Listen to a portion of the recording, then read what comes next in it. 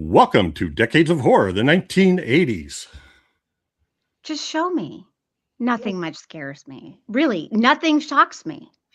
I told you I could take it. This is episode 312, recording May 27th, 2026, and reviewing TETSUO-THE IRON Man from 1989. Gruesome Magazine. See, I knew Kei would do that perfectly. Yeah, she should do voice work. Yeah.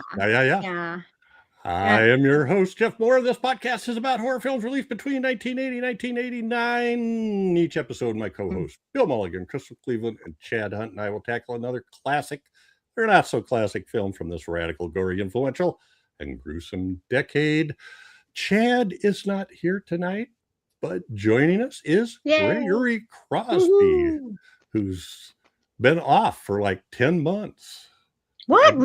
That long? Really? Yeah, we couldn't believe that. He said Zardoz was the last one. I'm pretty sure the last time I was privileged to be a guest host here on Decades of Horror was for Zardoz. We only bring you out for the weird ones. Yeah. I appreciate it. You've been on 80s before, right? No. Only once. This is only my second appearance on 80s. The previous 80s appearance was for Dead and Buried. Oh, yeah. Another weird one. Good movie. Well, all right. Pretty much all 80s are kind of weird. Yeah. Some take it to another level. Thank you for being here. My pleasure. It's nice to have somebody who loves movies that much that you can text at noon on the day before and they jump at it. Sure. I mean, because also I have no life at the moment. So join the club. Yeah. Also with us is Crystal Cleveland, actress and YouTuber. How you doing, Crystal? I'm great. I'm really interested to see how this is going to go. Me too. Me too. I don't know what I have to say about this, to be honest. Honestly, I will say this, and I mean it. This movie does kind of leave me speechless. There you go. That's going to be a short episode, I guess. Well, as a movie sometimes should, right? We'll make up for laughter. Yeah. Last but not least is Bill Mulligan, writer, director, special effects guru, and co-host of Decades of Horror. All of them, yeah. Oh, and published author. Rom. All-around nice guy and retired. Yay! Congratulations. 2 days as we record this. I'm 2 days away from the absolute last day. And then just to show what post-retirement life will be like, I have to jump into my car and tear out for Charlotte for Con Carolinas. Yay! Aha! That's awesome. Panels, film festival, book selling, talking about bad movies we love, and retrospectives on 76 and good 80s. movies you hate. Yeah. All right. Well, we're all here today. Decades of Horror and Gruesome Magazine partner with Play Now Media on several of their streaming channels. And for example, Decades of Horror of the 1980s is always on Wicked Horror TV. You may find it some other places, but there are so many of them, I can't scout them down. Play Now Media has a whole bunch of subgenres, and you can watch them for free with ads. You'll miss out on some premium content, or you can subscribe, and then you can watch them without ads and get all the premium content. And there's every they got more subgenres than I can think of there. So, all righty, check them out. You should be able to get them on, you download the app if you want, on any of the standard streaming. I don't know. What do you call those? Like Amazon TV, Apple TV, Roku, all those. You should be able to find them. Yeah. Streaming services. You're good. Spoiler alert. You're going to find out. We normally tell you everything that happened in a movie, but since we don't know what happened, I don't know. I don't know if we're spoiling this one or not. But we start by giving some basic details of the film, followed by each of our first impressions, and we move on down the road in a kind of a general discussion. So, our movie, TETSUO-THE IRON Man. And there is, I don't know which one is Tetsuo. I assume Tetsuo was the salary man. This is the guy alternately referred to as the metal fetishist or the victim, which I don't understand at all. But anyway, this film, talk about a jack of all trades. This film was written, directed, produced, edited, cinematography by, and art direction by Shin'ya Tsukamoto. Cast includes Tomorowo, Taguchi, Kei Fujiwara, Nobu Kanaoka, Shin'ya, the God, I should have put actor on there too. Shin'ya Tsukamoto, Naomasa, Musaka, and Renji Ishibashi. Production companies: F2, Japan Home Video, K2 Spirit, Kaiju Theater, and Sen, S-E-N in caps. It was released in Japan on July 1st, 1989, and in the U.S. in New York City, April 22nd, 1992. And this is a rather long synopsis, but since we don't have any other information, like exactly where it was filmed or how long it took or what the box office or budget was, this will hopefully help explain some of it. A strange man known only as the Metal Fetishist, who seems to have an insane compulsion to stick scrap metal into his body, is hit and possibly killed by a Japanese salaryman out for a drive with his girlfriend. The salaryman then notices that he is being slowly overtaken by some kind of disease that is turning his body into scrap metal, and that his nemesis is not in fact dead, but is somehow masterminding and guiding his rage and frustration-fueled transformation. That's actually a pretty accurate synopsis. It is. That actually gives you an idea of what was going on. Yeah. So it's that time for first impressions. And as I said, Bill picked this, so he goes in the frying pan first. Yeah. Wow. So this movie, I'd first heard about this. I don't know where. It may have been Asian Cult Cinema. Some magazine was talking about how crazy it was. It might have been Chase Ballon. I don't know. It was just one of those things that got talked about. Finally managed to snag a copy. I don't think there was any English translation on the film. It didn't matter. And watched it, and it just sort of blew me away. So here's the thing. I do love this film. And when I say things like that, it makes me realize how strange and often irrational love is. In both reality, it sounds like your love might destroy the world. Yeah. You know, I mean, how many many of us can probably point to, fall in love with someone that our rational brain, all of our friends, our family, everyone who knows us tells us this is a bad idea that will end in tears, and there's just no talking you out of it. When it comes to film, I mean, what do I like in a film? I really like good writing, snappy dialogue, good narrative, a story, first and foremost, story is everything. I tell myself that. And then if I had to make a list of the films I love to death, right at the top of the list is Suspiria and films like this and Eraserhead. And if you said, so what is this story, you Mr. Story guy? You love stories so much. It's like, I have absolutely no idea. I have to watch this movie every couple years, and it's like watching it for the first time. I barely remember any bits and pieces of it because there really is no story there. But it's a visual, and watching it, as I was watching, I was like, I am gonna get bopped on the head by everybody here, because after the first 15 minutes, everything that this movie has to say is said, and then it's just more of the same, on and on and on. I can't defend that. All that being said, I love it. I think it's brilliant. The visuals are absolutely amazing. The cinematography, the gorgeous black and white cinematography, it literally, like the characters, what they're going through, it gets under your skin. The sound design is absolutely amazing. And in the first 5 minutes, just when the guy is chewing on that wire and it's just rattling over his teeth, and you can almost feel it. I love that.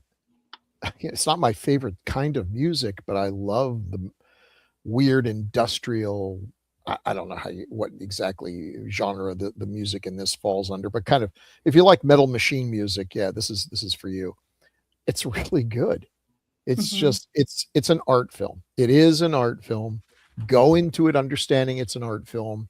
You're not expected to necessarily be invested in the characters and everything. You're just watching a really smart, brilliant filmmaker making his vision come alive with very little budget, and just sit back and enjoy the ride. Yeah, this is really an amazing movie. But if you watch this and think, well, Bill, someone slipped you some LSD when you weren't paying attention, possibly in your coffee, I don't know, because I hate this movie. I can't. There is nothing good about this. This is pretentious crap. If that's what you get from it, I'm not going to argue with you. I usually don't argue with people, whether they love or hate a movie. I can easily understand, but for whatever reason, this one totally works for me. It worked the first time I saw it, and I revisit it every few years. I do not watch this with my wife. She's a wonderful woman, and she would hate this film. I would be shocked if she lasted more than 7 minutes into this film. I might be wrong. Maybe I'll try it sometime. But so perfectly good people can hate this movie, but I really like it. So I'm very interested to see what people have to say. All right. Thank you, Bill. And as always, I'm always interested in hearing what Crystal has to say. Okay, so I can't remember why I watched this. It was something that we were watching for Gruesome with Doc specifically, because I think that Doc mentioned this film. And that is why I sought this movie out and watched it. And it wasn't like forever ago. Okay, so it hasn't been that long. But I also think I kind of wiped it from my brain. Not because I didn't like it, just because I never really had the opportunity to process this movie. But I own it now. I own a digital copy of it now. And so I watched it again, obviously, and felt very much the same as I did the first time. This movie is a work of art.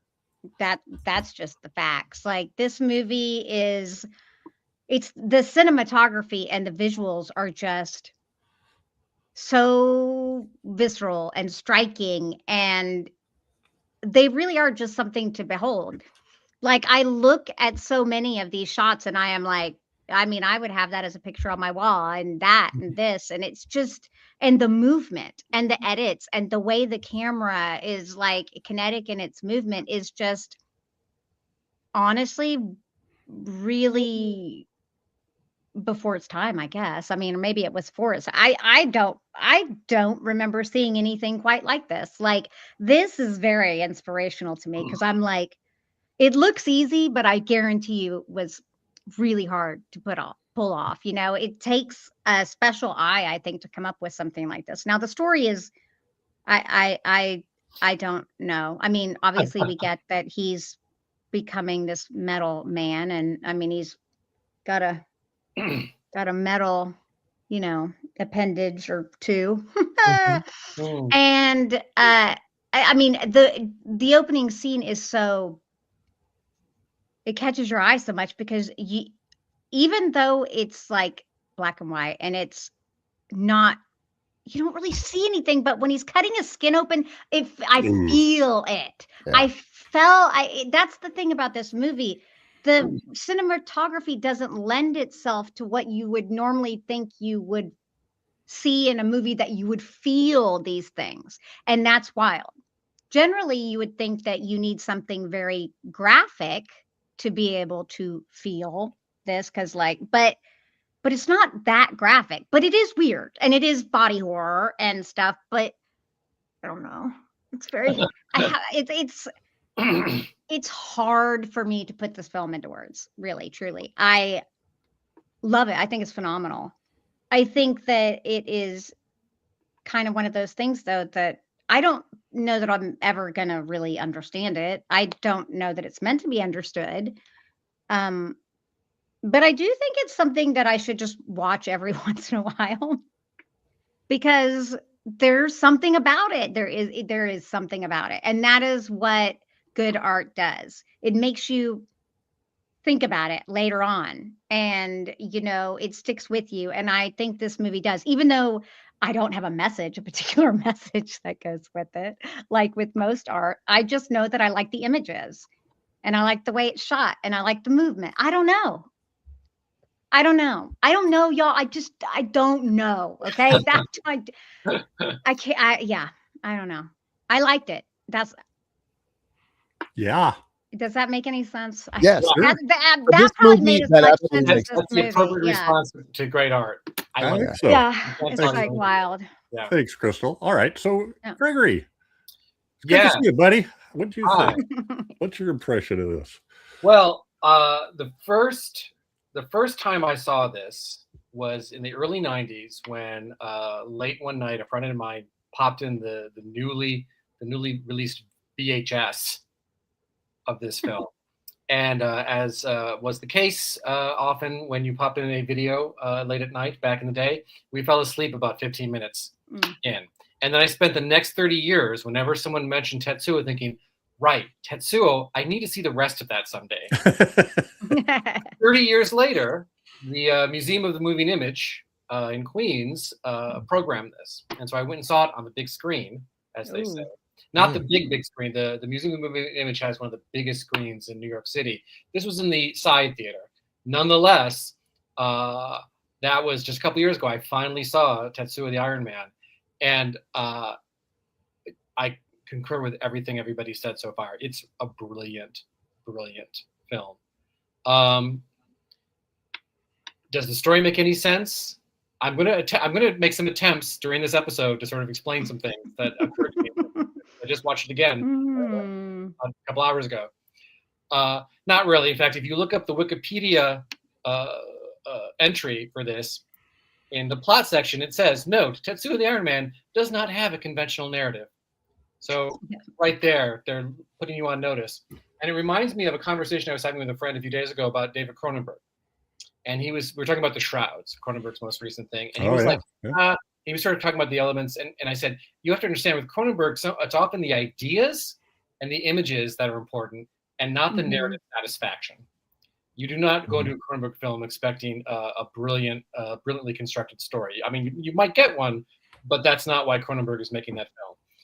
And this is very much the same thing. This is, to me, this is the epitome. This is beyond, above and beyond the entire. If you, I hate ranking things, but if you had to rank body horror, this would be at the very top. This makes other body horror look like Disney films in many ways. Because this is truly disturbing, in part because you don't fully understand why this is happening, or you don't understand anything. Fortunately, it's only a little over an hour. If this was a 2-hour movie, we probably would have a very different feeling about it. But this is just the right length. The black and white cinematography, this brings up something you guys were talking about when you were talking about the Flesh Eaters, how the gore in this is somehow even more compelling in black and white than it would be if they decided to shoot this in color, especially that opening sequence. And the other thing that is amazing about this is the use of stop motion.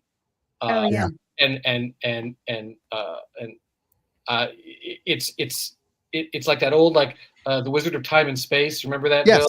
Oh yeah. It's like, here's the Wizard of Time and Space, but it's going to be this really weird ass Japanese body horror thing. There's stop motion in this throughout. With I was watching it again this afternoon. I thought this is so much more effective and visceral and better than any CGI version of this could ever be. And it's just the classic stop motion techniques. It's just classic, camera work for the most part. It's so good. It's so disturbing. It's so Japanese in the complimentary in the best possible way. It's even more distinctive than a lot of J horror. I feel like it's even to me. This is to the rest of Japanese horror the way David Lynch's Eraserhead is to the rest of American art films and art cinema. You know what I mean? It is really, really, really a singular vision, even if you don't fully understand what the hell is happening, and that's okay, because as a wise man once said, sometimes you just have to let art blow over you. If you're willing to hang in with this movie, and you are somebody who enjoys body horror, I think it's important to make a distinction that if you're somebody who hates body horror, you're probably not going to be you're not going to get very far in Tetsuo the Iron Man. But if you are a fan of the genre and you've never seen this, you, sir or madam, need to rectify that as soon as possible, because this is just a brilliant evocation of that genre. So that's what I have to say about that. Excellent. Thanks, Gregory. I had seen this before, and I think it was, I don't know, probably not quite 10 years ago, maybe 8. But I heard about it too. I heard about it from a podcast or some article I read or something, and then it popped up on some streaming service, and I watched it, and I had no idea. I watched it from beginning to end, but I just kind of went, well, that's so. Now we're doing this, and so I dug in a little more to try to figure out what the plot was, and I think actually the Wikipedia description of the plot at least gets you pretty darn close. Although, as I read through it, I broke it into bullets, and then each movie, I'd go, okay, now I'm watching for this. Oh, that one came. Okay, that's what that was. Okay, now the next. Oh, that's what that was. But then on the other hand, they could have said almost anything, and I would have believed. Yeah. If it just sort of matched up. But it is phenomenally visual. And the what is it? You guys tell me. There's some stop motion animation, but there's also ones where they have somebody moving down the street and he jumps like 12 feet at a time. Is that stop motion or is that cutting frames out? It's it is sort of stop motion in a way. But, but it's a very strange feeling, and the black and white is perfect. The opening scene is, I think it's great because it's one of those ones where I think it really gives you the worst part first. Well, that's not true. No, that's not true. But that's almost the worst part. The most graphically visceral, I think. Well, high contrast black and white is a great way to show blood, because the blood is the color of ink.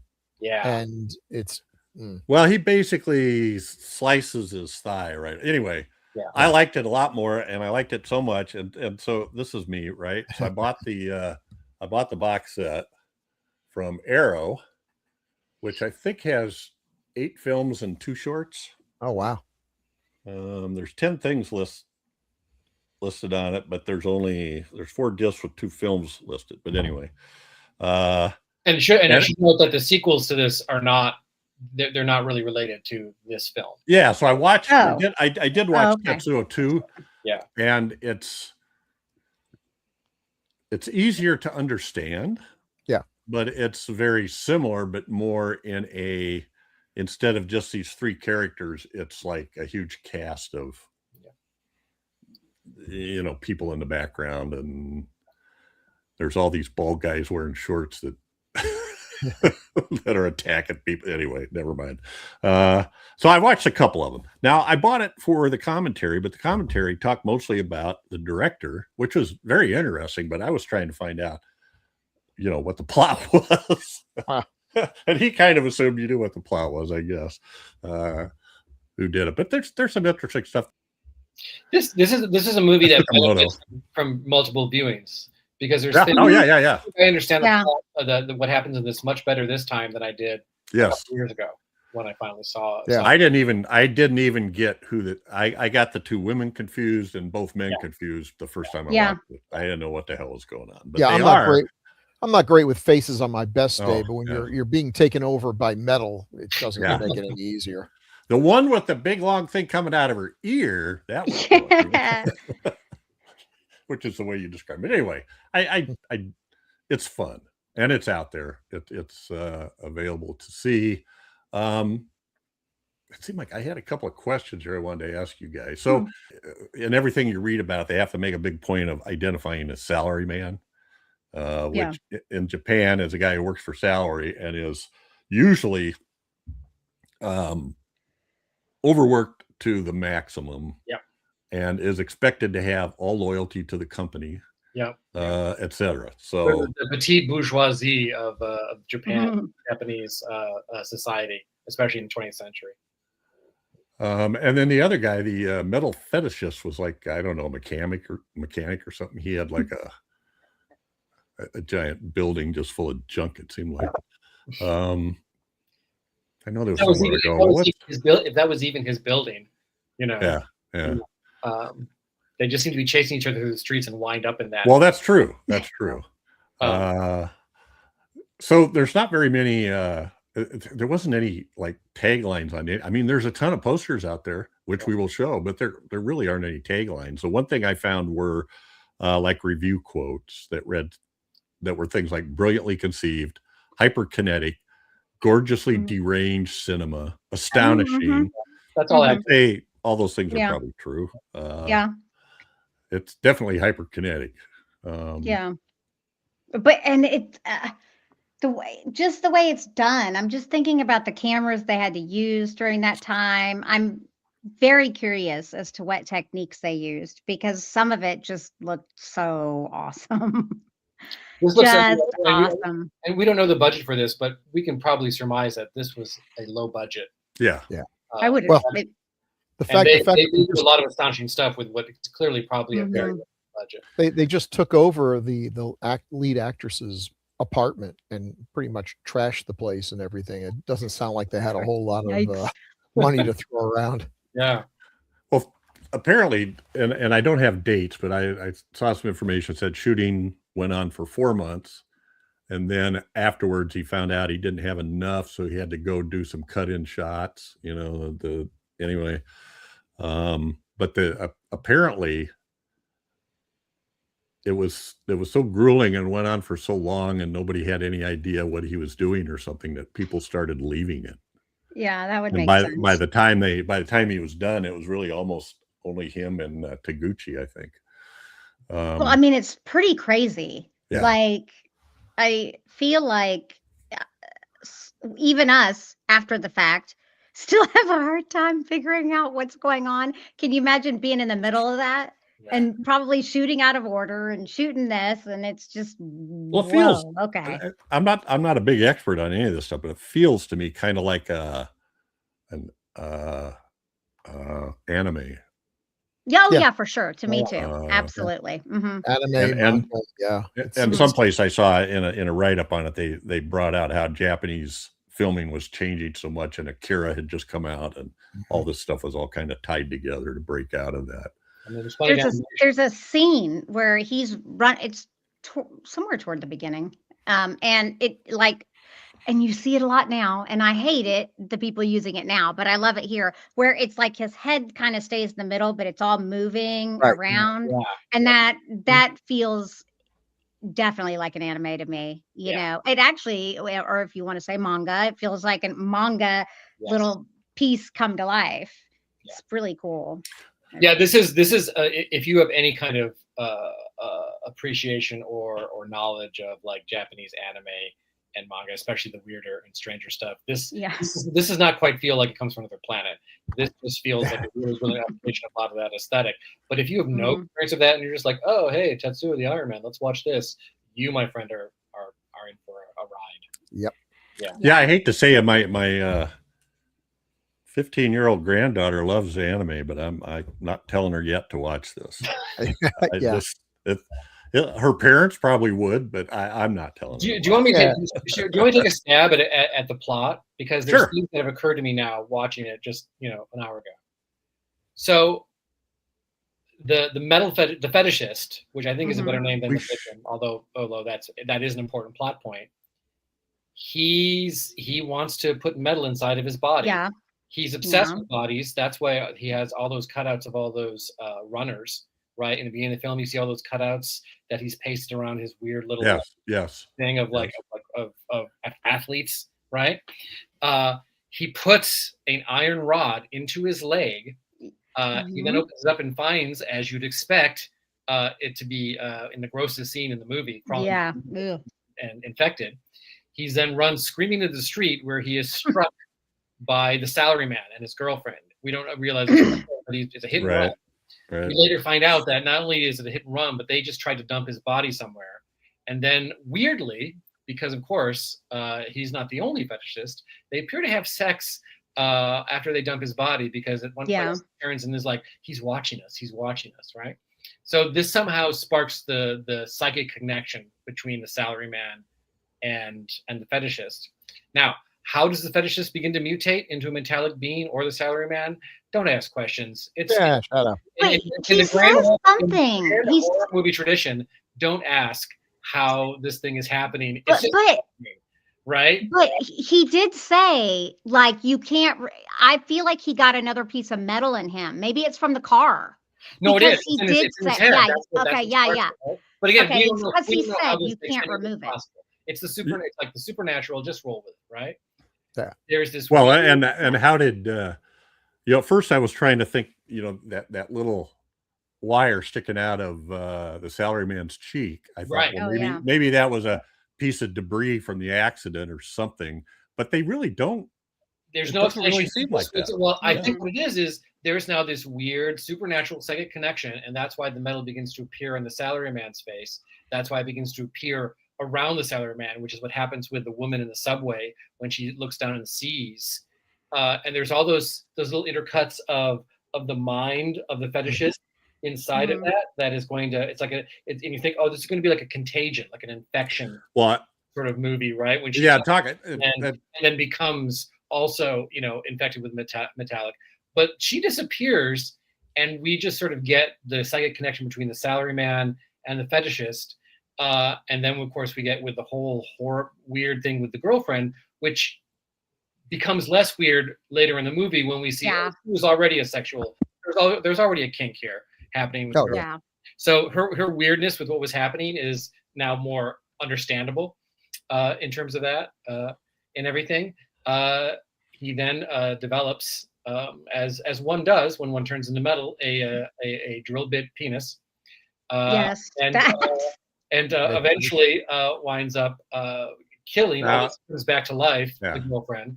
And during all this, now wait a minute. During all this, the metal fetishist is still in sort of psychic connection with him, and is slowly being sort of like drawn closer to him. There's some kind of weird connection. The problem with all this, it makes sense once you that old chestnut. But the problem with all this is that none of this is entirely apprehensible as you're watching it for the first time. You kind of just have to watch. This is a movie you'll probably have to watch 3 or 4 times. And the thing that most occurred to me, right, and then of course everything else sort of comes into.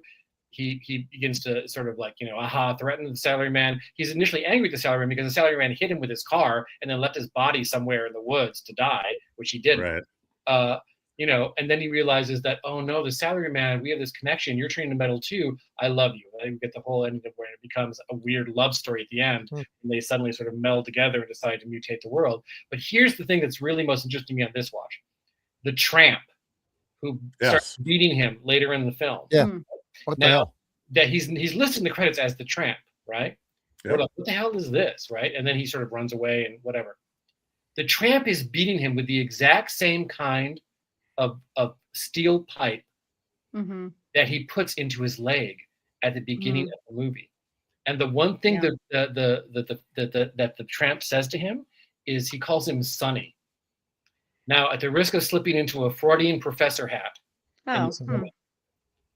what if the fetishist, the entire thing that creates the fetishist, the metal fetishist to begin with, is some kind of weird trauma from his father beating him with this metal pipe that then puts him on the path of obsessing about this, moving into this sort of weird sort of relationship with metal, and that is that explains nothing about how these people are mutating into metal beings.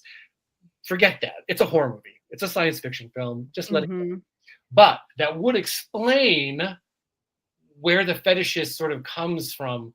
It would explain the fetishist and who he's becoming and his rage and his anger and everything. And the fact that when he realizes that the salaryman has now transformed into the same being as him, it's like, oh, finally, someone like me. There's someone like me. And then you get that weird sort of like our love will destroy the world ending. All right, I'm going to stop now. But that is my attempt to try to bring some kind of... It all comes down to daddy issues. It all comes down to daddy issues. Now, I don't know. Now, again, there's no such thing as a right or wrong interpretation. There's only more plausible ones and less plausible ones. But watching it this time, because otherwise, that thing with the tramp beating him makes no sense whatsoever. No. It's like, and I feel like this movie is too... Even though it doesn't have a conventional plot, I feel like this movie is too much like, I'm showing you very specific things that relate to very specific ideas, for that just be a random like, oh, I'm getting beaten up by this tramp, out of nowhere after, at this point in the movie. Yeah. So that's my shot at trying to somehow. That's as good as makes sense. Yeah. As good as any. Yeah. Mm-hmm. I had no clue on the tramp, so that kind of I did. And the first time I saw this a couple of years ago, I was like, well, what was that? I remember sitting in the theater being like, okay, how come? Because the thing you expect him to happen then is for this super powerful metallic, supernatural being to, stick a drill bit into the head of the tramp or something, is to rise up which it would be the case in a typical body horror monster creature feature, is that, oh, this person thinks they can wreck me. Well, now I'm a monster and I can wreck them, right? And that doesn't happen. He just gets beaten and then suddenly the whole thing shifts. So that's my attempt to try to, I guess, maybe that makes sense. I don't know. There you go. That was pretty good. So I did want to correct you. You said his penis becomes a drill bit. Well, it's actually more like a. No, you're right. I was trying. I agree. I don't know have very Victorian sensibilities, and I was trying to I used a word like penis and drill bit when clearly that was the entirely inappropriate words for what that develops. It's the same headpiece as like one of the Puppet Master puppets. Like there you go. Tunneler. There you go.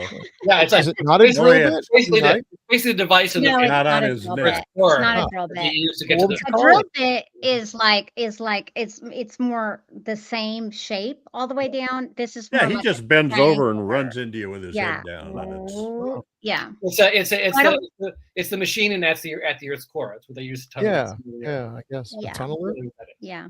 I'm not sure. There you go. That sounds good. Any engineers out there, let us know.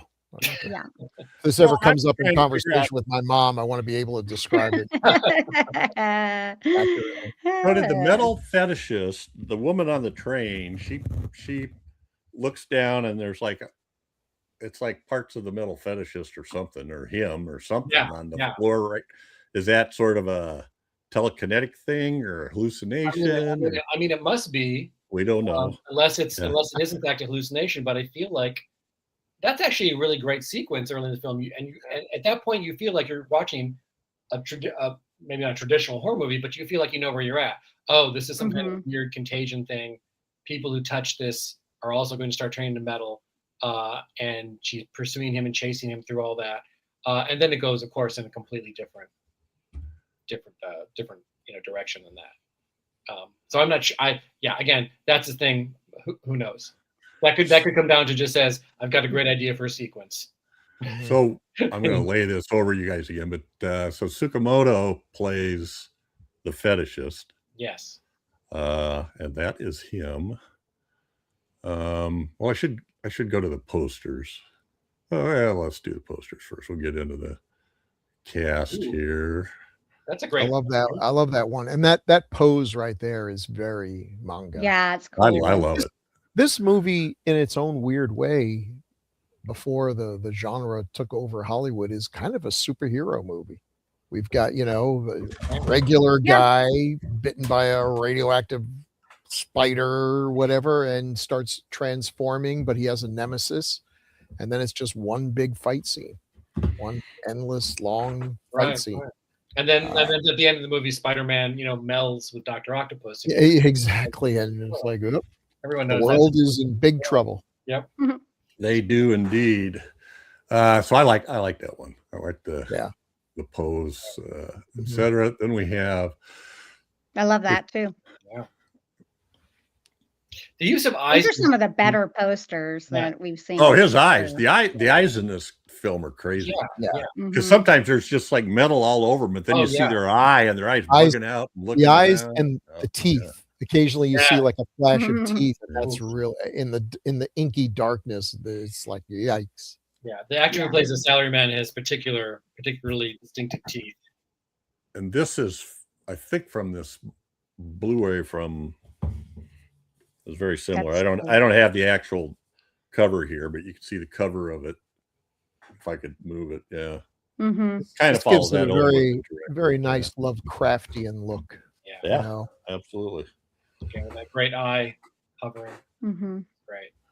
And that's, I've seen this mentioned as a Lovecraft, obviously not a Lovecraft adaptation, but a Lovecraft inspired.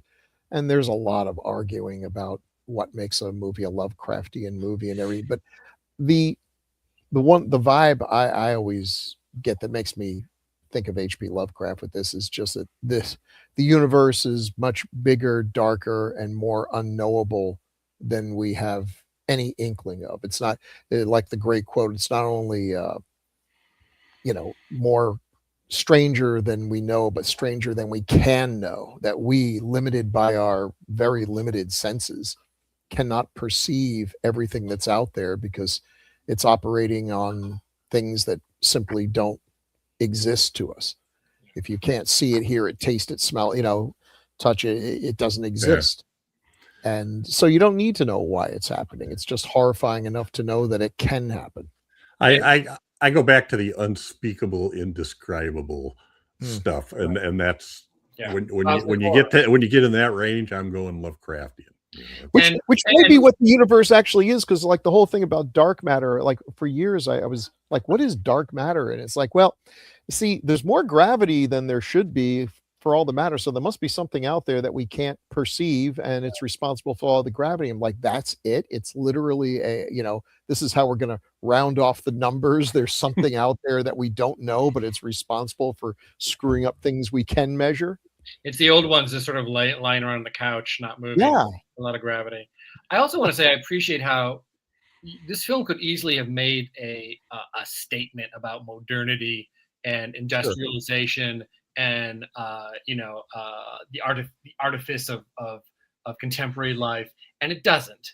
It just shows you. It's embedded in the imagery and what's happening to the character. Show, don't tell. Yeah, it's a perfect example of you sort of get the idea, especially looking around all of the chaos of all the metal parts and all the junk. Of you get that vibe without it having to be spelled out, which is something else that I really appreciate about it. Yeah, I'm glad they haven't done an Americanized revamp of it, because that's exactly what they would do. They would spoon feed us have we lost our humanity? Really makes you think. It's like, oh, stop, shut up. Okay, one more poster. And he's got a little word balloon coming out. I mean, that one's okay. Yeah. Less as what he's saying. That's a shot from the. Well, that's a publicity shot too. I got copy. I was watching this and I'm like, if I wanted to recreate this and do like cosplay, God, would that be great? Please, if anyone's out there and you're thinking of going to Dragon Con this year, and it's like, I can't think of anything to do that it hasn't been done a million times for cosplay. I've never seen Tetsuo cosplay. And for good reason. It would be horrible. It would be when they are at the end. Imagine somebody showing up to Dragon Con as the fully merged, towering. That's going to feel good in the August heat in Atlanta. Yeah, it's kind of messy too. I don't even know. I was trying to figure out how would I even do that. It's like, how did you get this stuff to stick to them? What is the base? What I'd love to see it behind in the Blu-ray that you got. Looks like his face is kind of back.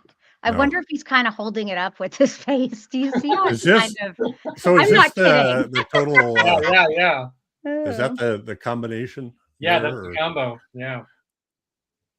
I mean, and it's super tall too. So that would Yeah, just be, moving down the street, and you can't see it, but there's another face in the side somewhere. Yeah. yeah. The Salaryman's face is down below. And that great moment when the Salaryman, when they combine the Salaryman's face, his eyes are closed, but he says, "I feel great." He does. It's So so weird. so hilarious and just so sort of like, wow, okay, it's just so unexpected. That is not what you expect the Salaryman to say now that he is. I got a bunch of quotes on here I was going to get. It gives me some HR Giger vibes too, you know. Yeah. Oh yeah, absolutely. Geiger, Mhm. Well, you need tons of ribbed hoses, flexible and piping. yeah. You know. Yep. I hope somewhere there's a couple of insane fans who are. And maybe the stripped skeleton of a mistress that you have hanging in your closet. I'll bet there's some out there.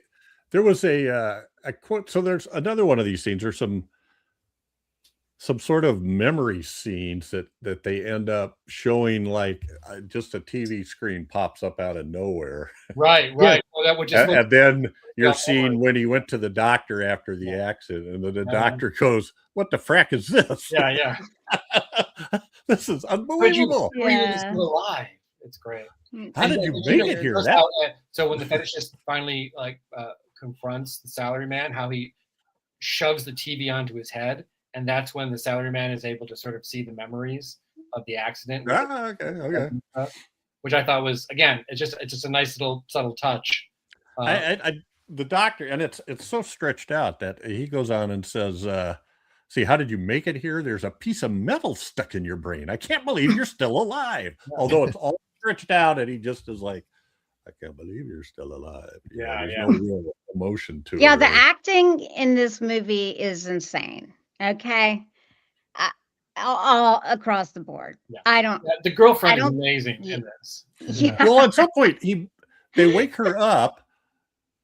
I already thought she was dead, but then she like dissolves into this stuff, and then the metal fetishist comes out of it. Yeah. I don't know. Which of course makes sense because by the end of the movie, it's a love story. So well, that's true. Now completely consumed and replaced the girlfriend because I'm your true love. All right. Well, let's see. This is why I didn't watch this with my wife, because she, like most normal people, likes movies that make some sense. Yes. And my you can wife follow. And there's only so many times I could do this before I throw my shoulder out. And I know. No, my wife actually speaks Japanese, and so when there's a Japanese film, that either playing in one of the cinemas or it's like oh, we'll watch this, and I was like, Decades of Horror, I'm gonna do TETSUO the Iron Man. I'm not gonna have you watch this, because we just last week I took her to see. She'd never seen Blue Velvet. Oh wow! Blue Velvet at a cinema as a brunch movie, Nighthawk Cinema here in Brooklyn. Great date movie. And she loved it. She loved it. But her response to Eraserhead, which I took her to see years ago, was, "What did I just watch?" And I was like, "Yeah, I know, your wife. You know that there are certain things you can go, yep, and then there's a certain limit where you go, you're not gonna watch that. I'm not gonna recommend." And this movie, seeing this movie the first time, the closest thing to it was the first time I saw Eraserhead. Yeah.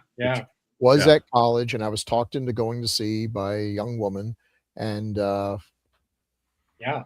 I feel like Eraserhead makes more sense. Okay, I mean, come on, y'all. Eraserhead does make more sense, but it's very true. But also I could see somebody watching Eraserhead for the first time, and also having that what the hell sort of feeling about the scenes. Yeah. Being like, it's okay, avant-garde. It's like Eraserhead is like, okay, I get it. A young man is terrified of being a father, but there's other stuff in there where you're just like, what the hell is that? And of course, that's just the brilliance of Lynch. It's just putting stuff in there. You just years, you have to think about it. Well, he's also acted. Oh, I forgot about that one. That's right. I'm in the actor. He hasn't directed that many, but he's been in a lot. I'm in the actor one. Yeah, and now I have seen all the Tetsuo movies, and I need to watch them again to be fair. And my feeling was Tetsuo 2 is in color, and the color is pretty cool, but I think you lose a lot by going to the color. You gain some stuff too. Yeah, there's something. And- There's something about black and white. Like, Yeah. and I've felt this way ever since I was a child. And I've said it so many times that movies that are in black and white tend to be scarier for some reason to me. I just, there's something very unsettling about it all. No, I no, mean- when you guys are talking about the Flesh Eaters, which I haven't made a comment on that yet, but I need to because that movie haunted me after seeing it as a kid on TV. Yeah. The scene on the raft and the thing where he's like screaming and his stomach, and it's just like, and you know, that movie in color, that movie would not have worked. No. As well, a low budget, No. And they wouldn't have been able to, especially at that time, to show as much. Exactly. There's something about black and white that is, especially for gore. It's really interesting how gore is so much more real or visceral in black and white than in color, which I know is kind of like that's kind of blasphemous considering. That's what I was saying. Love color. It should be the opposite, but I feel the same. It's very. You do not have to worry about the fakeness of blood in black and white. You know. Yeah. There's no not that 80s bright red. Where I tell you that when he was slicing his thigh open and then jamming that pipe in there, that was just. And it shouldn't work. It should not work because the sounds are completely separate from the film. They're clearly adding these on. It doesn't matter. It makes it better. Yeah. It's wild. It's great. It's great sound design throughout the movie, throughout the whole. Yeah. Yes. Yeah. And it's just his sounds where he's like, and it's like, oh god. Oh, it's intense. It's uncomfortable. Which is what it shares with something like Eraserhead. The sound design is half of the experience. So let's see. Yeah. So on the commentary, they mentioned that Tokyo Fist was his first traditional or linear narrative movie or traditional story. And that came after Tetsuo-2 Body Hammer, which was 92. And then 3 years later was Tokyo Fist. So I'm looking forward to seeing some of these other ones that they claim are better movies, but I have to say I haven't seen any of his other films, so they're not better. I should say more traditional. A couple of these as well. It's that classic thing where there's a film that is just so distinctive, and then you realize, oh wait, this filmmaker's made a lot of other films, but that one film just sort of sucks all the oxygen out of the rest of the. Right. You know. All right. I don't know that this could be recreated too, because he started out. Chaotic. He started out in an ad agency, and then in the meantime started his own theater group that he called Kaiju Theater, spelled with a Y. I don't know, then apparently that the genesis of this was it was a play first, which is very strange. I can't imagine. Wow. I can't imagine doing this at a theater. Well, there's two different plays. There was one. Tsukamoto has one movie listed in post-production, the title Mr. Nelson, Did You Kill People? Oh, okay.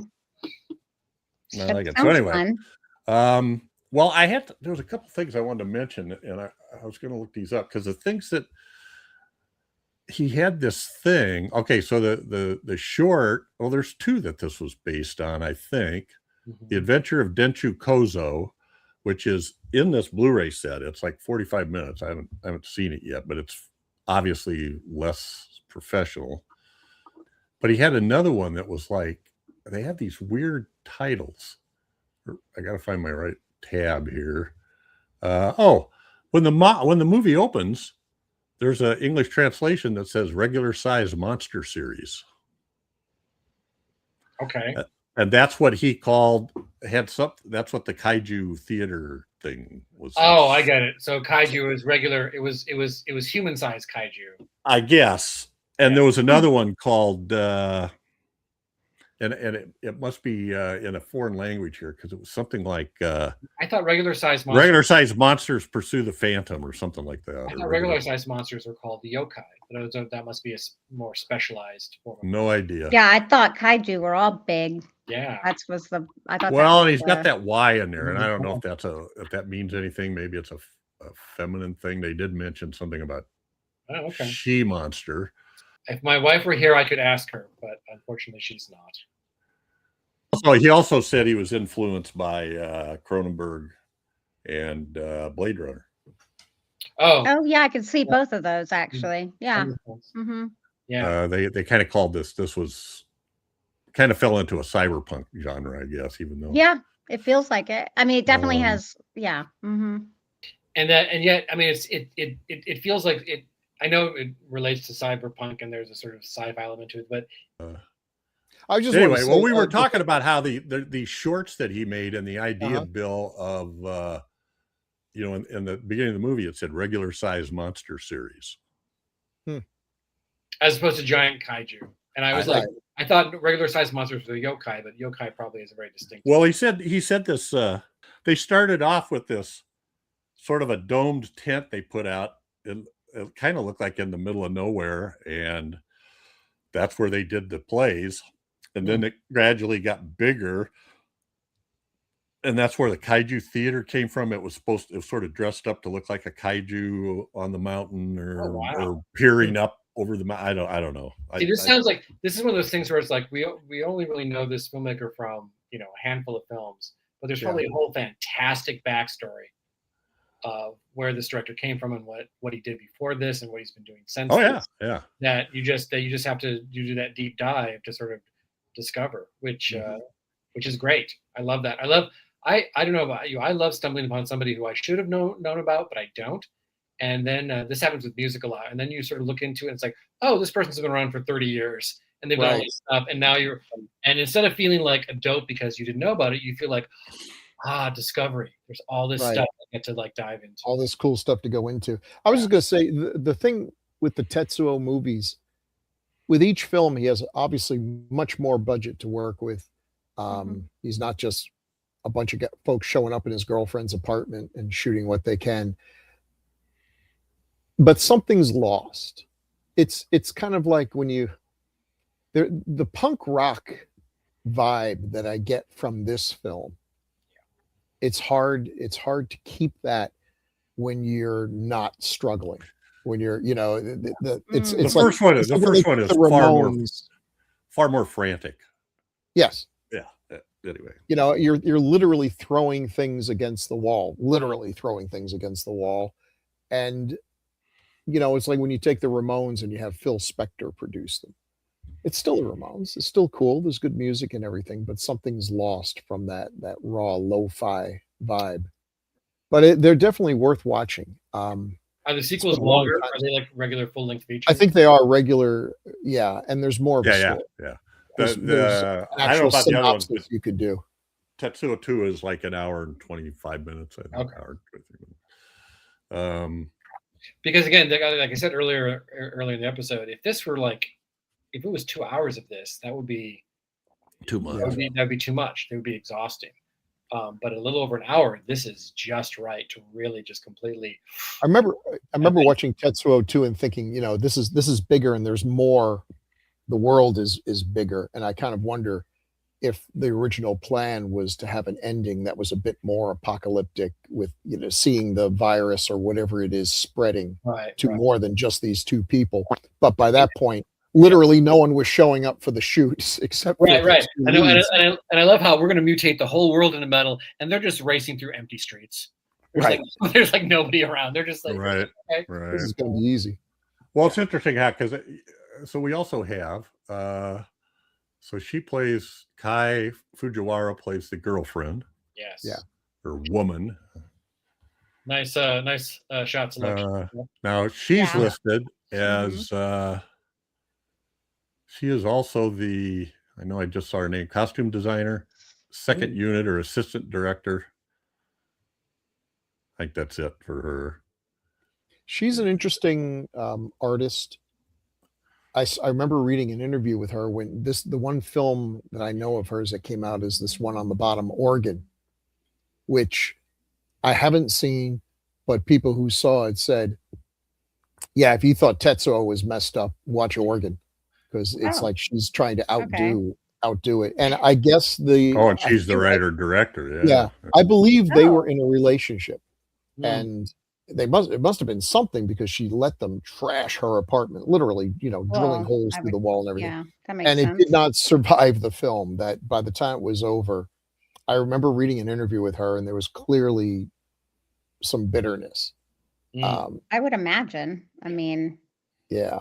Well, and I don't know that it was they trashed her apartment, but just artistically, they ended up not on the same vibe, and she was trying to show with Organ, what she thought she thought he sold out or something. I don't know. Well, and maybe not surprisingly, it's about black market human organ dealers.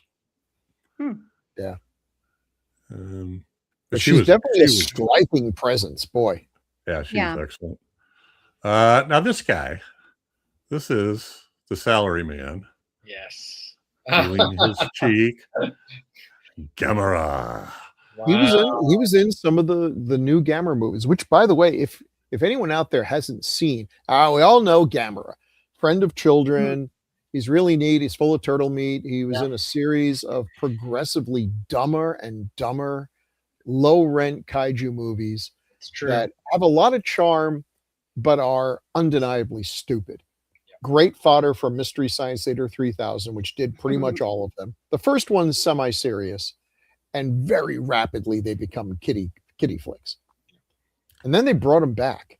And when they brought him back, it was so good. It actually put a shot in the arm into the Godzilla series that, Gamera was always in the shadow of Godzilla, but the new Gamera films, Gamera 2, I think it might have been against Legion, and then Gamera 3 versus Iris. Boy, they are good. They are excellent. And they did something that the Godzilla movies had sort of forgotten to do, which is show the actual humans in peril. The humans are dying horribly from these monsters stomping around. They're not just running with smiles on their faces. The visual effects took a big leap forward, integrating some CGI into the man in suit stuff. They are top-notch films. Does Gamera still fly through the air, spinning with rockets? He does, but it looks less silly than it should. Okay, just checking. Because if they got into that, it was like, well, this is not a Gamera film. Well, what's the point? Yeah. But so I don't know what roles he played in these, but they're good. They're definitely worth seeking out. Good to know. Well, he according to this, he was a fan of Tsukamoto, was a fan of Gamera and Godzilla films, the television series Ultra Q. Oh yeah. Uh, Ultra Q is great. Have you ever seen any? And he talks about it being mismatched elements and surrealism. Yeah, Ultra Q is really interesting. They're nuts. Watched a few episodes when I stumbled upon it that I think were on Prime. And I think the salaryman actor's name I'm missing here. I think he's also. Yeah, you got it here. Yeah, I think he's also in some Kamen Rider films. Well, the guy has 250 credits. So, oh well, I'm sure he's in a little bit of everything. Wow, good for him. And it may have actually. Let me double check that, because I just remember thinking, 251 credits as an actor. That middle picture looks like something right out of a David Lynch film. Yeah. I thought he was great. I mean, the facial expressions and the range of stuff he's going through, even though you didn't know what the hell was going on. He's freaking out. His eyes are wandering around, and it's always hard in these films when you don't speak the language and they're crazy to begin with. Is this good acting, bad acting? Is he overacting? Is he under? I don't know if it's possible to overact in a movie like that. But so what's kind of interesting is in IMDb, it says his name is Tomoroo. So like Tomorowo. I was like, Tomorrow? Tomorowo. So on the credits, his name is when translated to English, his name is Tomorowo, Tomorowo. On IMDb, he's listed as Tomoroo, no W between the O's. And then also on IMDb for Tetsuo, it said he was credited as Tomorow Taguchi, it was Tomorowo with an O on the end. Anyway, but I thought he was great. No, it's a very intense performance. Mm-hmm. He nails it. And let's see, we mentioned Kei Fujiwara, and here's the metal stuff. Some metal stuff. Oh. You know, I like to. Haven't done it much lately, but I used to like to take clips from movies and just put them to music. Just make my own little music videos, and no rhyme or reason necessarily, just cool images. Oh man, I could get. It'd be easier to pick the not cool images from this movie than the cool ones because there's so many of them. What I would love to know is how much of all the metal is actual metal, and how much of it is, because this is black and white, and because that helps. How much of it is in fact, I know this is blasphemous to say, plastic. Well, they did say that towards the end of the movie, when he's really built up, like in the bottom shot there, that he couldn't stand up. Yeah. So they had to find ways to lighten it up. So this is kind of movie where you would love to see a little a little docu short about the making of it. Yeah, it would be really maybe one out there. So what do we know? Yeah, I was just, he has that typical background. I'm back on Tsukamoto again, but his dad gave him an 8mm camera, and that's what got him started off. And started making his own movies with his brothers, etc. And he started working for an ad agency, but was doing this experimental theater at night. So anyway, I wish I could find the title of that one, because it had one of those names, like the regular size somebody fighting the Phantom was in there, but I don't think it was ever filmed. I think it was a play. Yeah, it's just a great phrase. What kind of monster is it? Well, it was a regular sized monster. Yeah. Well, what do you mean by regular? Different places. Regular is different in different places. All right. Well, guys, what else do we need to know here? You should watch it. Yeah. If you are a fan of body horror or Japanese cinema, I think this is ranked pretty highly in the canon of Japanese cinema. If I'm not mistaken, you should watch. It's only an hour and like 7 minutes. You should watch Tetsuo the Iron Man. Yeah. If you have a good sound system, crank it all the way up and wait to see how long it takes for the neighbors to knock on your door and make sure you're okay. Yeah. Okay. Well, that brings us to feedback. I agree. This is a movie you need to see, whether you end up hating it or or loving it. You have to admit, there's nothing else out there like it. Yes. That's right. And essential cult viewing. You could say. Yes. All right, feedback. It's gorgeously doing. We love our feedback. We've got a couple here today. The first one is on episode 301, Altered States.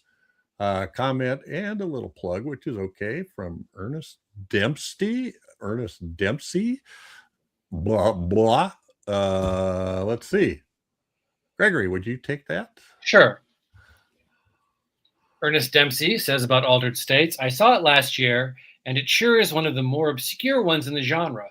In my opinion, it was different as it explored the internal world where psychology and behavioral science make the character come to life. It is one of the 50 movies I discuss in my recent book, Screenscope with Ernie, Volume 1, Lulu Press. Rest in peace. Yeah. Screenscope with Ernie. Appreciate it. Check that out. See what else he's got write-ups on. Appreciate it, Mr. Dempsey. Episode 310, Big Trouble in Little China. Crystal. Oh, no. Crew. I've been listening to you guys for a couple of years now and can't tell you how much I enjoy your podcast. Thank you, Matthew. I appreciate that. Nice. While listening to this episode, it made me think of meeting Dick Warlock several years ago at a con. That's awesome. He served as Kurt Russell's longtime stuntman, which included several of Carpenter's films. And he also played Michael Myers in Halloween 2, which is one of my favorites of the franchise. I think that's a lot of people's favorites. Classics like Big Trouble in Little China always make me think of how the cast and crew worked on so many other projects together in different capacities. Generally, they do stay together when you find people you like. Yep. When utilizing much of the same cast and crew for multiple projects, I guess the old saying is true. If it's not broke, don't fix it. Yep. Thanks again for doing what you do, and I look forward to many more episodes to come. Matt Barnhart. Thank you, sir. Yeah, thank you, Matt. Appreciate that. Yeah. That's it for Ernie. today. But I did want to make my own comment. Number one, I'm looking for, I can't wait to hear some comments from our episode on Evil Spawn with Ralph Miller, where Ralph gets down and dirty about special effects of creating a creature. I still only listened to half of it. I got to finish it. And being it's a long one, folks, but it's really cool. Lots of good. No, I saw how long it was. And I was like, why is this going to be so long? And then it was like, oh, Ralph's on it. No. I'm not complaining. I like a long podcast, honestly. Yeah. There's lots to talk about. But one of the things I mentioned on there that I had ordered this and it hadn't come yet, but guess what? It came. Oh, it came. Yeah. What does it look like? Oh, there it is. Yeah. Well, I should. Oh, that's neat. That is a cover. Yeah, that looks awesome. Yeah, I don't feel like we saw that. Did we? Did we see that? Did we show that? Because that doesn't look familiar to me. No, that shot. Well, we had a shot like that. I think Bill had I think I might have had a poster of it. She had a poster of something like that on there. But anyway, so this has the follow-up movie, The Alien Within, which may be one of the dumbest things I've ever seen. Wow. There's also a film of there's a clip of the original creature. And remember they said it was inspired by Wasp Woman? Well, the original creature was basically Wasp Woman.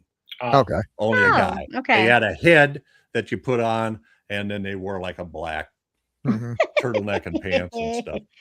That's funny. And I suppose they ran around going buzz, buzz, buzz. But and I couldn't in the film that I saw, it really wasn't a very good shot of seeing how good the mask was, but they decided to go a different way. And in the film Alien, I just can't even. Ralph is still in the movie as the creature, but his name appears nowhere on the credits. Wow. Nowhere. Yeah. And then now you know why, because you watched. And they come up with a different creature. It's just such a different movie. It's just bizarre. All right. I just wanted to say, when I say I had it on order, I had it on order. And it showed up. I think that's all. Okay, well, feedback. We love our feedback. You can give us feedback by sending emails to feedback@gruesomemagazine.com, or you can leave comments on Gruesome Magazine's YouTube channel, or even go to the Gruesome Magazine's H&R and DOH podcast Facebook group, or the website at gruesomemagazine.com. Yay. We love our comments, so keep up with those. That's it for this episode, but every 2 weeks we'll be focusing on a specific film released between 1980 and 1989. Next up is one chosen by Crystal. Oh, yeah. The Slumber Party Massacre. Yay! Yeah. Shocking. I can't believe it's never been done. Yeah, I would have swore it was done by the previous. It's like, it is definitely like a popular film. Like, it's not obscure, you know. There is no previous crew. There was only this crew. Yeah, that's what I say too, Gregory. I say that. There was 144 episodes before us. I also want to say to anyone stumbling upon this for the first time, yes, you definitely want to make comments. If you're lucky enough, your comments will be read aloud by a member of the Grue-Crew in an outrageous accent, which has nothing to do with your own speaking voice, but which everyone finds highly amusing for reasons that remain entirely obscure. So make comments, people. Make lots of comments. I need to apologize to you too, Gregory. I forgot to tell Doc that Chad was required to read all of your. That's okay. Oh yeah. I just got away from me. I was thrilled when Doc made a comment. I was like, "Oh, thank God, they finally let that die." Oh no! It's not dead yet. It's just it's Dragon Mom and all the and everything else. And all right, well, this will be fun. That's kind of a legendary slasher movie from a woman who has lots of stories about the making part of the stuff we love. Oh, good. All right. Thanks everybody. Yeah, appreciate it. Having us thanks on. to Groove Believers for joining us, and thanks to Gregory. Thanks, Gregory. Pleasure. As always. Yes, thank you. Hope see you soon. Say good night, everybody. Good night, everybody. Good night, everybody.